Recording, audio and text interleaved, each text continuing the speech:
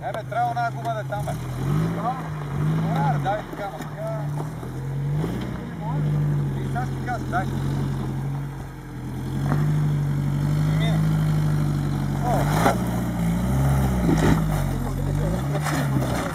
Малко трябва да си по-надясно. Оп. Така, дай малко ляв. И тръгвай с газ.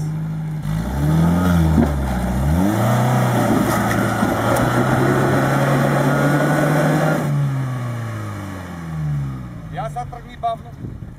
В тази посока, то няма на къде хвърля. Отгрял ти е задния диференциал. Да. Тук има едно камъче.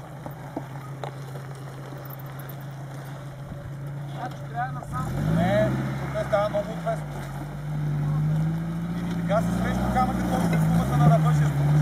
Малко надясно. Малко надясно. Опе. Дай да. Абе, що да ти сме средито? Що да ти сме средито?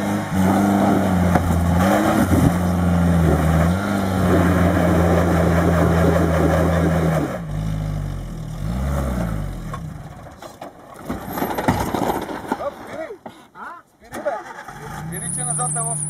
Да, слушай малко, маневрирай, тръгни си оттам, прекарай си десната гума е тук. Аз ще ти кажа защо не става. Защото маза гумите в кравешкото лайно. Да. Ето тук си пуснеш едната гума и си горе. Ама трябва да ти една така трябва.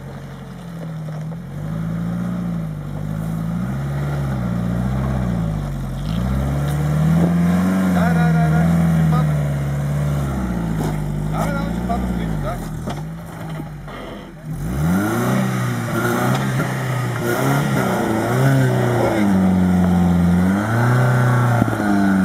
Още малко ляво. Ще си по-малко газ.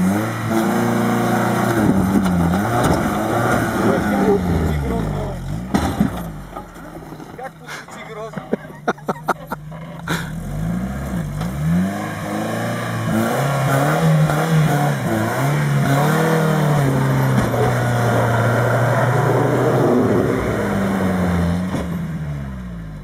И аз сега тръгни. Та първа бавна ли? Тия бе, човек.